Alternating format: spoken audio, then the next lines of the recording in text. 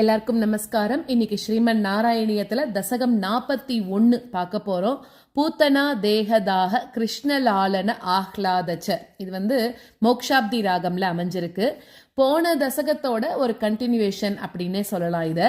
அதாவது ஃபர்ஸ்ட் ஸ்லோகத்துல என்ன சொல்றா, போன தசகத்துல நம்ம என்ன பார்த்தோம் அப்படின்னாக்க, அந்த பூத்தனா பெருமாளை கூட்டிண்டு கொள்ள பக்கமா போய் பால் கொடுக்கறா.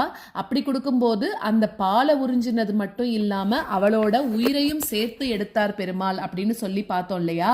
அப்ப அவ என்ன பண்ணா, ஒரு பெரிய இடி மாதிரி ஒரு குரல் எழுப்பினா. அதுக்கப்புறமா அவ ரெண்டு கைகளையும் விரிச்சுண்டு மல்லாக்க விழுந்துட்டா அப்படின்னு சொல்லி வரைக்கும் பார்த்தோம் இல்லையா நம்ம. அது போன தசகத்துல 40வது தசகத்துல. இந்த தசகத்துல 41வது தசகத்துல இப்படி அப்படி அங்க அது நடந்துட்டு இருக்கிற போது கோகுலத்துக்கு தலைவனா இருக்கக்கூடிய நந்தகோபன் வசுதேவர் சொன்னார் இல்லையா, சீக்கிரமா நீ போ, இங்க எல்லாமே கெட்ட சகுனங்களா இருக்கு அப்படின்னு சொல்லிட்டு அந்த வார்த்தையை கேட்டுண்டு வேகமாக அவர் திரும்பி வராராம். அப்படி வரும்போது வழிநெடுக அவர் என்ன பண்றாருன்னா ரொம்ப பயந்துட்டே வராராம். அப்படி வந்துட்டு இருக்கிற போது என்ன ஆயிருக்குமோ, ஏன் அவர் அப்படி சொன்னாரோ அப்படின்னு வழிநெடுக பயந்துட்டே வரார். அப்படி வீடு திரும்பின உடனே பக்கத்துல இருக்கக்கூடிய மரங்கள் எல்லாம் எப்படி இருந்துதான், ஒடிஞ்சு போய் கீழே உழுந்து கிடந்துதான். அதுக்கு பக்கத்துல ஏதோ ஒரு அசுர உருவம் கீழே உழுந்து கிடக்கிறத பார்த்துட்டு அவர் என்ன பண்ணார், ரொம்ப பயந்து போய் சிதானந்த ஸ்வரூபியா இருக்கக்கூடிய மனசால சரணமடைஞ்சார் அப்படிங்கிறா. அதாவது இந்த இடத்துல பூத்தனாவோட உடம்ப பதார்த்தம் அப்படின்னு சொல்லிட்டார். அப்படிப்பட்ட ஒரு பதார்த்தம், அப்படிப்பட்ட ஒரு பெரிய உருவம் கீழே உழுந்து கடந்தது. அதை பார்த்துடனே பெருமாள் கிட்டேயே ஒன்கிட்டேயே சரணடைஞ்சார் அப்படிங்கிறது முதல் ஸ்லோகம். 2வது ஸ்லோகத்துல அந்த கோபியர்கள் கிட்ட மூலமா என்ன நடந்தது அப்படின்னு தெரிஞ்சின்ற எல்லாமே கோபியர்கள் கிட்ட நடந்த செய்தி என்ன அப்படின்னு தெரிஞ்சின்ற கோபர்கள் அவ எல்லாரும் என்ன பண்றாலாம், ரொம்ப பயத்து. சில பேருக்கு பயம் வருது, என்னன்னா இவ்வளோ பெரிய உருவமா அப்படின்னு பார்த்து ஒரு பக்கம் பயம் வருது. இன்னொரு பக்கம் ரொம்ப ஆச்சரியப்படுறா, இவ்வளோ பெரிய பேய் பிசாசு மாதிரி இருக்கக்கூடிய ஒரு உருவத்துல இந்த குழந்தை மேல ஏறி விளையாடின்னு இருக்கே, ஆனாலும் அதுக்கு ஒன்றும் ஆகலையே அப்படின்னு ஒரு பக்கம் ஆச்சரியமாவும் இருக்கா. அப்படி இது மாதிரி ஒரு பக்கம் குழப்பமும் ஒரு பக்கம் ஆச்சரியத்தோடையும் ரொம்பவும் குழம்பி போய் அவ எல்லாம் இருந்தாலாம். அதுக்கப்புறம் ஒன்னால வீழ்த்தப்பட்டதும் ரொம்ப பயம் கொடுக்கக்கூடியதுமா இருக்கக்கூடிய அந்த ஒரு பயங்கரமான பிசாசு உடம்ப என்ன பண்றான்னா கோடாரியால துண்டு துண்டா வெட்டுறாளாம். ஏன்னா அவ்வளோ பெரிய உருவம் அது. அதை ஒரு துண்டுல வெட்டினா அது வெட்டுப்படாது. அதனால துண்டு துண்டா வெட்டி ரொம்ப தூரத்துல தூக்கி எறிஞ்சு விடுறா அப்படிங்கிறது 2வது ஸ்லோகம். 3வது ஸ்லோகத்துல இப்படி அவ்வளோ பெரிய உருவம் அது எரிஞ்சுது அப்படின்னாக்க, அப்படி தூக்கி எறியும் போது ஒரு சவத்துல இருந்து நாத்தம் தானே வரணும். ஆனா இந்த பூத்தனாவோட உடம்புல இருந்து வாசனை வந்துதான். அதுவும் என்ன மாதிரியான வாசனை, அவளை அந்த உடம்ப தகனம் பண்ணும்போது அதுல இருந்து புகை வருது. அதுல இருந்து வாசனை எப்படி வருதுன்னா அகிர்கட்டையிலிருந்து வந்ததா. அதாவது ஒருவேளை இது சந்தனமா இல்ல என்ன வாசனைன்னு தெரியலையே அப்படின்னு சொல்றா. அகரவா அப்படின்னு சொல்லக்கூடிய ஒரு வகையான வாசனையா என்னன்னு தெரியலையே நம்மளுக்கு அப்படின்னு சொல்லி, குங்குலி அம்மா அப்படின்னு சொல்லி அவ்வளோ ஒரு நறுமணம் மிக்க வாசனை அந்த பிணம் எரியும் போது வருதான். அதை பார்த்து இவாளுக்கெல்லாம் ஒரே வியப்பா இருக்கா. இது 3வது ஸ்லோகம். 4வது ஸ்லோகத்துல அப்ப என்ன சொல்றாருன்னா, அந்த பெருமாள் அங்க இருக்கக்கூடிய கோபிகைகள் எல்லாம் பார்த்து சொல்றார், என்னோட உடம்போட அவளுக்கு ஒரு ஃபிராக்ஷன் ஆஃப் செகண்ட் தான் அவளுக்கு தொடர்பு ஏற்பட்டது. என்னோட திருமேனி ஸ்பரிசம் அவளுக்கு கிடைச்சது பூத்தனாக்கு. அப்பவே அவளுக்கு இந்த மாதிரியான வாசனையான உடம்பு கிடைச்சிருக்கு. அப்படின்னா நீங்கெல்லாம் பார்த்துக்கோங்க அப்படின்னு சொல்றாராம். அதாவது உங்களுக்கும் இது சீக்கிரமாவே நடக்கும் அப்படின்னு சொல்றா. என்னோட டெய்லி ஆலிங்கனம் பண்ணக்கூடிய உங்களுக்கும் இதே நிலைமைதான், அதாவது நல்ல நிலைமை தான்.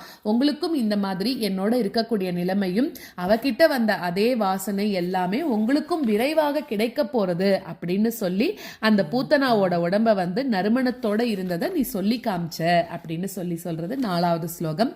5வது ஸ்லோகத்துல பிசாசா இருக்கக்கூடிய பூத்தனையால இந்த குழந்தை எப்படி கொல்லப்படாம இருக்கிறது ரொம்ப ஆச்சரியமான விஷயமாச்சே அப்படின்னு சொல்றா. அதை விட வியப்பு, அதாவது ஆபத்து வரும் அப்படின்னு முன்னாடியே வசுதேவரனால சொல்லப்பட்டதுதான். சோ இதுவும் ஒரு ஆச்சரியமாகவே இருக்கு அப்படின்னு எல்லாரும் பேசிண்டாலாம். அதுக்கப்புறம் உன்னோட திருமுகத்தை பார்த்ததுனால அவளுக்கு வந்தக்கூடிய பேரானந்தத்துல இன்னும் மூழ்கி போயிட்டா அப்படிங்கிறது 5வது ஸ்லோகம். இப்ப இதுக்கான ஸ்லோகங்களை கத்துண்டுடலாம்.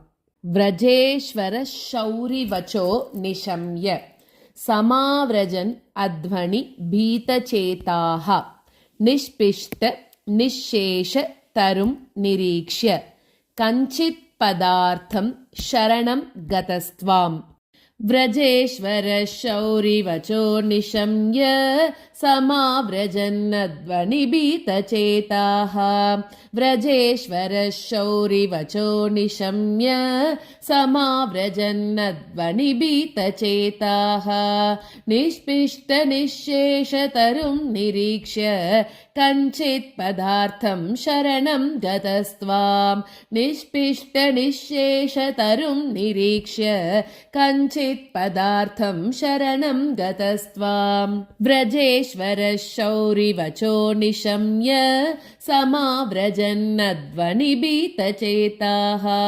निष्पिष्ट निःशेषतरुं निरीक्ष्य कञ्चित् पदार्थं शरणं गतस्त्वाम् व्रजेश्वर शौरिवचो निशम्य समाव्रजन्नध्वनिभीतचेताः निष्पिष्ट निःशेषतरुं निरीक्ष्य कञ्चित् पदार्थं शरणं गतस्त्वाम् निशम्य गोपी वचनादुदन्तं सर्वेऽपि गोपा भयविस्मयान्ताः त्वत्पातितं घोरपिशाचदेहं देहुर्विधूरेत कुठारकृत्तम् निशम्य गोपी वचनादुदन्तं सर्वेऽपि गोपा भयविस्मयान्ताः निशम्य गोपी वचनादुदन्तं सर्वेऽपि गोपा भयविस्मयान्ताः त्वत्पातितं घोरपिशाचदेहं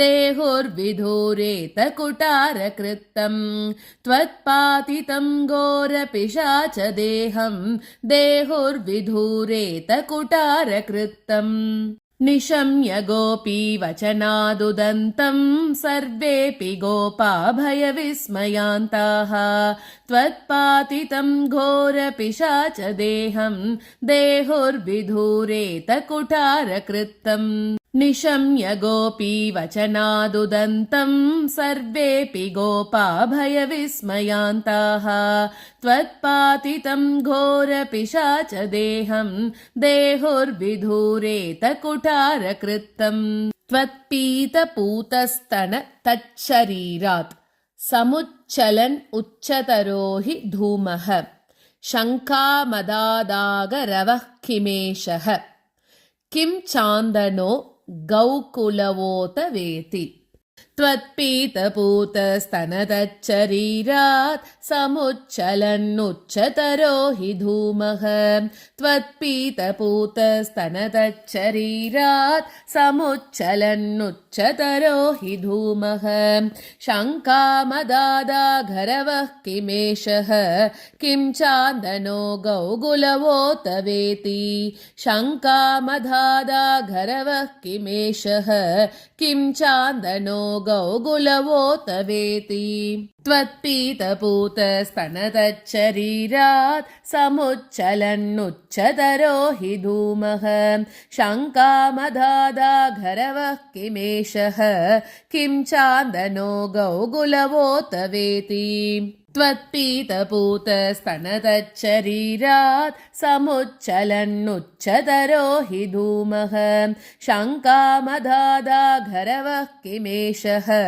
किं चान्दनो गौकुलवोत वेति मदङ्गसङ्गस्य फलन्न दूरे क्षणेन तावत् भवतामपि स्यात् इत्युल्लपन् वल्लव तल्लजेभ्यः त्वं पूतनाम् आतनुतास् सुगन्धिम् मदङ्गसङ्गस्य फलन्न दूरे क्षणेन तावद् भवतामपि स्यात् मदङ्गसङ्गस्य फलन्न दूरे क्षणेन तावद् भवतामपि स्यात् इत्युल्लपन् वल्लवतल्लजेभ्यः त्वं पूतनामातनुता सुगन्धिम् इत्युल्लपन् वल्लवतल्लजेभ्यः त्वं पूतनामातनुता सुगन्धिम् सुगन्धिम् मदङ्गसङ्गस्य फलन्न दूरे क्षणेन तावद्भवतामपि स्यात्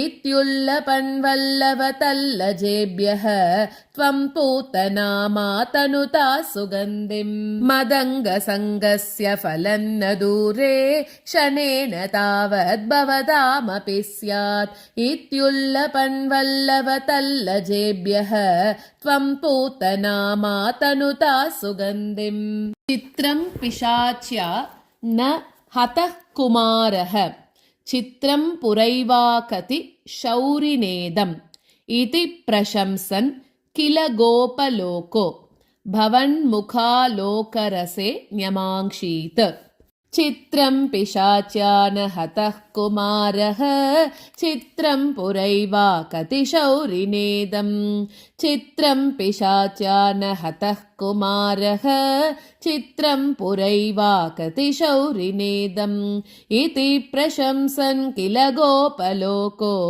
भवन्मुखालोकरसे न्यमाङ्क्षीत् इति प्रशंसन् किल गोपलोको भवन्मुखालोकरसे न्यमाङ्क्षीत् चित्रं पिशाच्या न हतः कुमारः चित्रं पुरैवाकतिशौरिनेदम् इति प्रशंसन् किल गोपलोको भवन्मुखालोकरसे न्यमाङ्क्षीत् चित्रं पिशाच्या न हतः कुमारः चित्रं पुरैवाकतिशौरिनेदम् इति प्रशंसन् किल गोपलोको भवन्मुखालोकरसे न्यमाङ्क्षीत्